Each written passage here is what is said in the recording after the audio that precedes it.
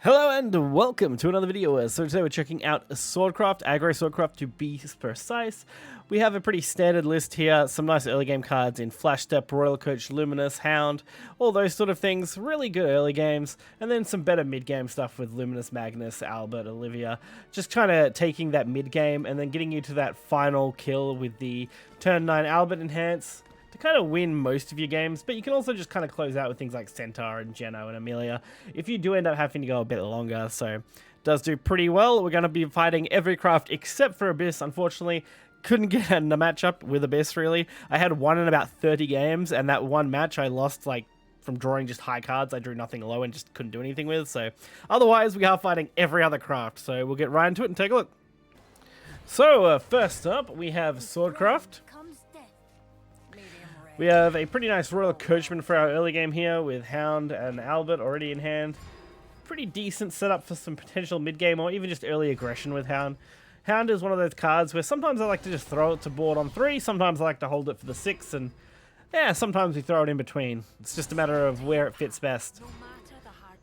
So, Coachwoman's always a really nice start here. It does allow a body usually to stick pretty easily, especially through removal. And then we do decide to go the Hound, since we are looking at nothing in our turn 4 play, really.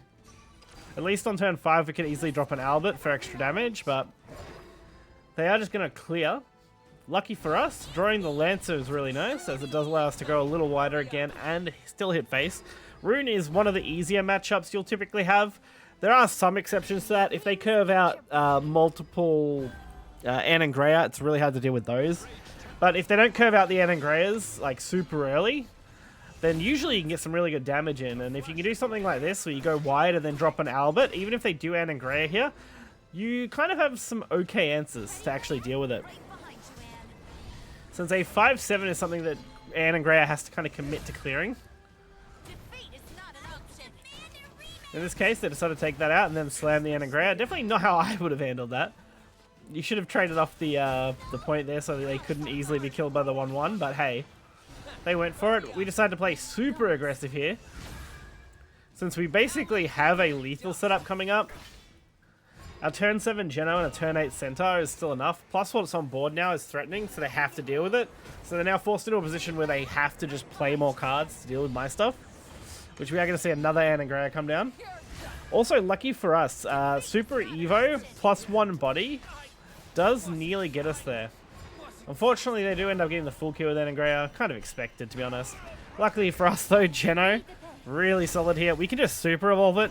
We get 2 damage off this Geno, 2 face, leaving them on just 1 health, forcing them to either have to heal here or risk losing to a potential Super Evo. So they have to heal and clear. They do end up finding the heal, and Blaze Destroyer is a pretty decent clear if you go for it, you know. Although Stormy Blast is better. They still do commit the Marinda though, because their Stormy Blast wasn't quite charged up enough to clear. Fortunately for me, it doesn't really matter, as Centaur is coming from the back end, and they do end up conceding, but hey, it was pretty close there. Following on from that match, we have the Sword versus Sword matchup.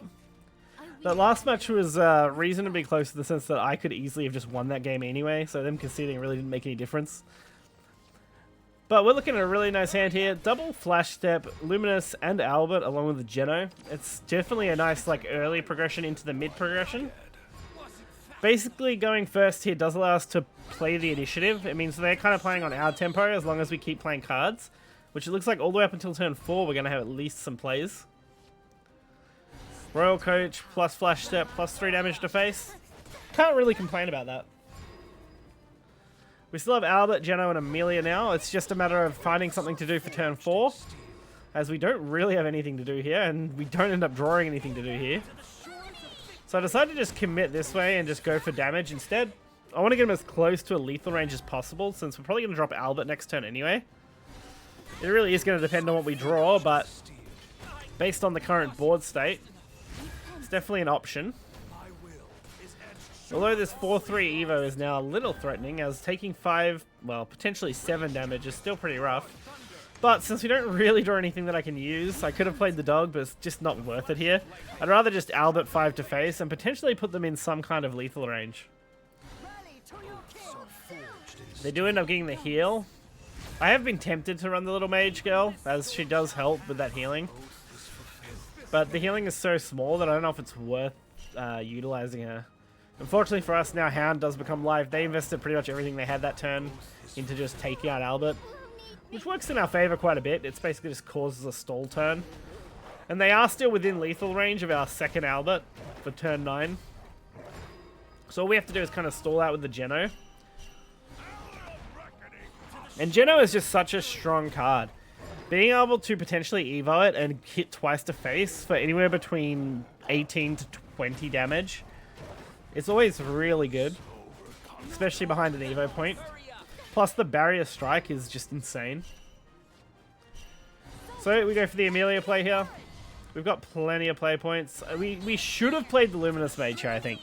Looking back on this turn, I'd pick up the Luminous Mage off the draw, and I think that may have ended up being a better draw in the end than just playing it, but I decided to go for the clear, which, I mean, does have a very similar outcome. It's another board they have to deal with, and next turn Albert does threaten lethal. But they do end up pulling off the Luminous Mages, but they don't actually block out Albert. Albert does just clear through all of the Luminous Mage rewards pretty easily, especially since I'm going to have bodies left up.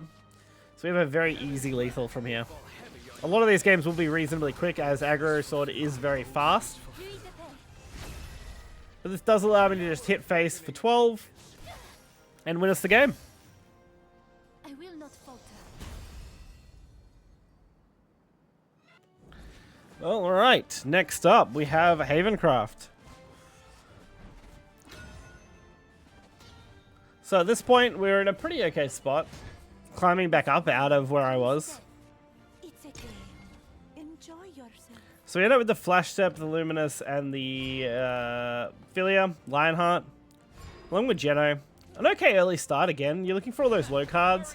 If you can score an Albert or a Geno as like a one-of in your hand, it's usually okay, but otherwise you are just looking for anything 3 cost and below typically that you can play early, so you can play the curve.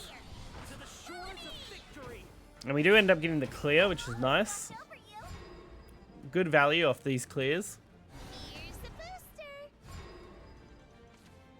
And then Zirconia is looking pretty promising here, so I decided to go a little wider again. Even though we're not going to be using that Lionheart for removal with the Evo, we're kind of just baiting as much as we can here, so that when Lion does come down, we're going to get some value out of it. Unfortunately, they do end up just clearing that, which is kind of brutal. But Lion is still really good since it does summon its own bodies, and it is going to boost our 1/1. Plus, our bodies are also going to have Rush, which is okay as well. So we could have used those instead of the 6/5, but I decided to go for the 6/5, just so I don't potentially put myself in range of another Apollo play. Because another Apollo could have kind of hurt here if I had have potentially lost too many cards to it. So this actually works out pretty well here. We have Iron Crown. We can go for the extra damage here and just boost everything up along with the Evo. Does secure us a solid 11 damage, leaving him on just 5 health going into the next turn.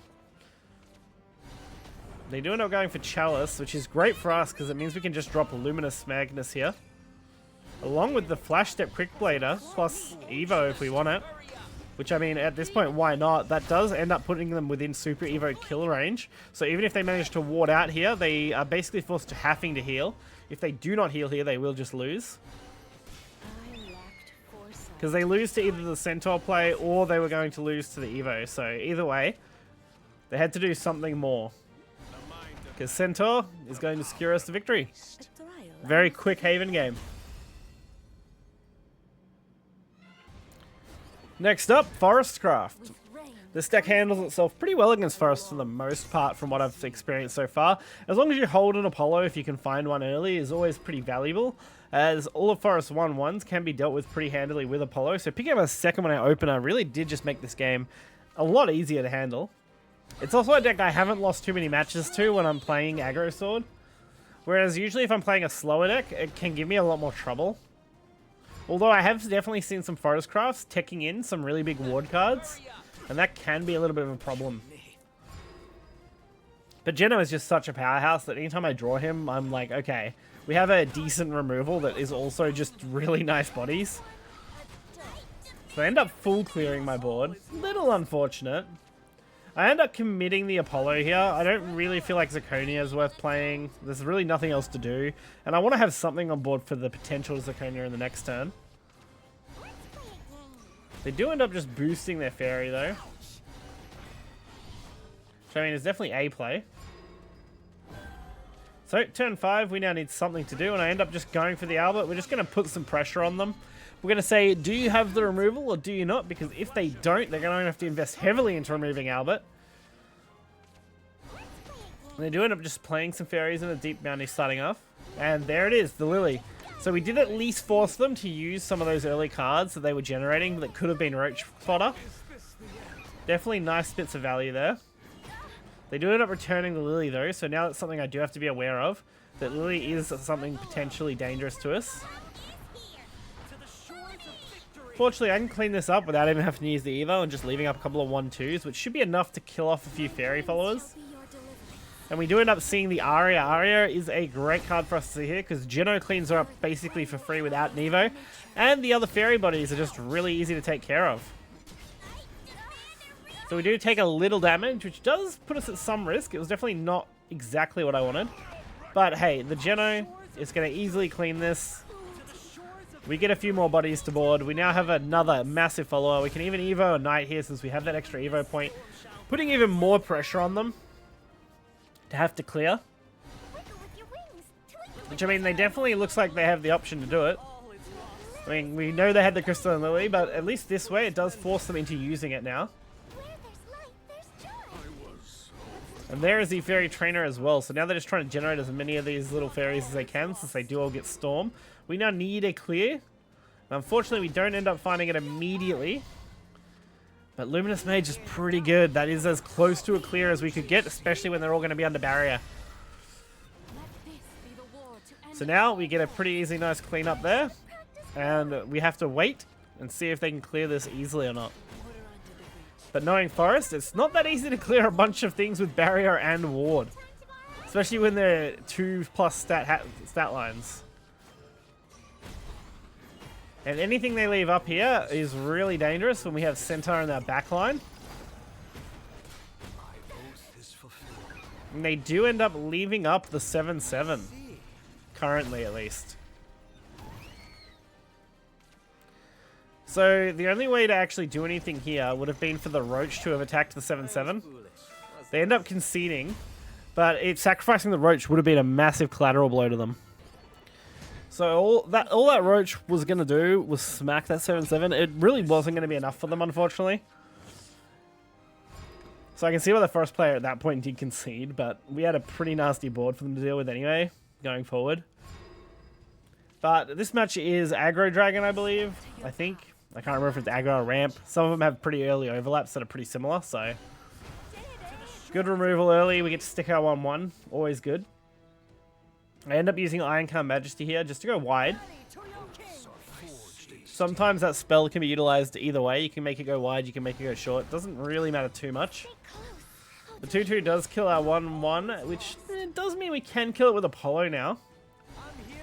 So not the worst outcome. We are still going to get our 3 damage to face. We got an Apollo on board. Everything is set up for a decent Zirconia play. Unfortunately, my opponent gets the Apollo first, which means they get a full clear. At least the Zirconia is still an okay play. Like I said, even on its own, Zirconia is just a solid card. It is going to clean up the 3/4 and develop a board for a potential second Zirconia play coming up in the next turn. And if not, we have Lionheart, we have Albert, we have a few options that could potentially threaten them. So they end up going for their own Lionheart here. A really nice answer, honestly. Especially with the 2/2. Not really enough for me to worry about, though. We just end up with a second Albert. So I end up just playing the Lionheart with the Zirconia. We're going for as much stat lines as we can. Get everything we can out of this. Hit him in the face and try and set up for this Geno and Albert play in the near future. Well, it was a little risky, and I kind of do regret using the Lionheart there after seeing Burnight come down. Burnight not clearing the 6/1 and having to force a trade-off into it. Well, not so much a trade-off. They do get the extra damage. Probably the correct play, honestly, looking at it. Fortunately for us, Geno here does let us full clear with the Super Evo. If we want to do it that way. which we do because we are setting up for that Albert. We only need 1 more damage. So as long as we can survive 2 turns without seeing a heal, we're actually in a pretty nice spot. They end up not actually doing anything else here, which is kind of dangerous. So I end up going for the Amelia, which does let us take this out and leave up some bodies. We get another 4 damage to the face. And we're just sitting, waiting for our Albert play. With very few cards in hand, there isn't a lot that can be dangerous to us. And this Garu is definitely a card that could have been dangerous if it wasn't so non-threatening. Because at this point, like, best case, they clear the entire board. But Albert comes down, clears the ward, and hits him in the face for 12. So it doesn't really end up doing anything. Because they had to use the ward to full clear, no matter what, in that situation. A journey of 1,000 miles. And last but not least, we have Portalcraft. Unfortunately, like I said, no Abysscraft for this video. I did try. I played about 4 more games, 5 more games, trying to get that Abysscraft and just could not get it. It's just every opponent except Abyss at the moment on ladder. They're just so few and far between that trying to get one is a nightmare. So, Luminous Lance Trooper, good start here. Portalcraft, kind of a mixed bag. I had one game where I went up against the Portalcraft and they did drop turn 8 Orcus, turn 9 Orcus, turn 10 Orcus. Really nothing I could do against that consistently. Kind of just ended me, but most Puppet Portal decks aren't that bad as long as they don't triple Orcus you. Like, if they get to that late game and they triple Orcus, it's just really hard to deal with. So they're not going for the Udi. I'm seeing way fewer artifact portals on ladder though. I will say, it's just not a deck that I'm seeing as much as I get closer and closer to Master Rank. I guess because Portal is more affordable when it comes to Puppet Portal, and Puppet Portal is pretty effective. So you see the 5/5 get dropped with the Evo. This is making a really nice target for the Lionheart potentially. As not much else here is actually very valuable to me. So Lionheart Evo plus Iron Crown Majesty for the summons does set up for a Zirconia play while fully removing their board. And puts us in a really nice position going into the next turn. Puppets have to devote a decent chunk to dealing with my boards, and that's something I'm going to rely on to hopefully outplay them. There's their own Lionheart, sorry, words. We can go for Zirconia plus Quickblader, why not? Just get that extra little bit of damage in while setting up our full clear. And we can even Geno next turn, so even if they go for something big here, Geno's really going to put them in the dirt. And while this isn't good, it's not bad. We are going to keep 2 bodies off this play. Unless they decide to puppet me. I can't remember if they have any left, but I don't think they do. Having just 3 cards remaining, I don't think there are many puppets left. So Geno is going to clean up. We are going to get even more damage here. I end up super evolving the Flash Step just to get that extra 3 damage. As that does put them to 8. It puts them in potential Centaur range, which is really good. Although with that Sylvia, it puts them back out of range, unfortunately. And I currently don't have a great way to deal with Sylvia that doesn't require Evo, which is unfortunate. So I thought about it for a little bit. I was going to use the Vals to clear it, but I just couldn't think of another way to go. I was like, hey, I have to kind of do this. At least this way I can evolve. I can get the 1/1 to become a 4/4 and hit them for another 4 damage, put them on just 8 health going into the next turn, and have another board that they have to deal with, and the only real threat is an Orcus play. Fortunately, we don't end up seeing the Orcus play. They end up just going for Noah. Literally, I think Orcus would have been the only problem, but we could have responded at least with an Amelia, which, yeah, not the best response, but is something. It would have got us somewhere, I think.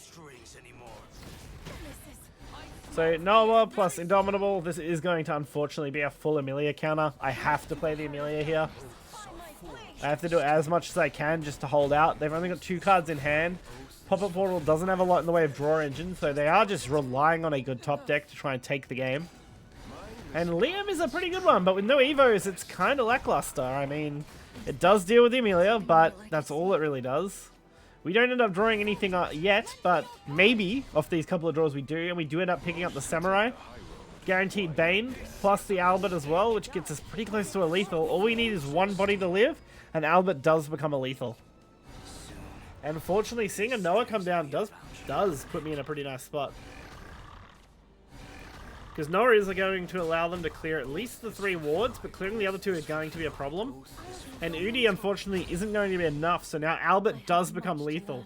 And they do end up just conceding, which I mean, I guess is fair. So overall, this deck's really solid. It's pulled me out of my rut that I've had the last few days. That's why my video uploads slowed down quite a bit. The last week has been absolutely brutal. I got hammered in Grand Prix. I got absolutely slaughtered in the weekend tournaments. It's just been a rough week for Shadowverse as far as my gameplay's gone. It just hasn't been there. And this deck at least has done pretty well. I had that one good day with Rune, which you guys had seen in that video, and now I've had one pretty good day with Sword, and I'm hoping that these couple of decks will get me through to the next expansion next week really quite calmly. I've almost got 100 packs saved up ready to go for you guys, and hopefully you guys will enjoy that, and we'll take a look at some of the upcoming stuff soon. Until next time, I'll see you then.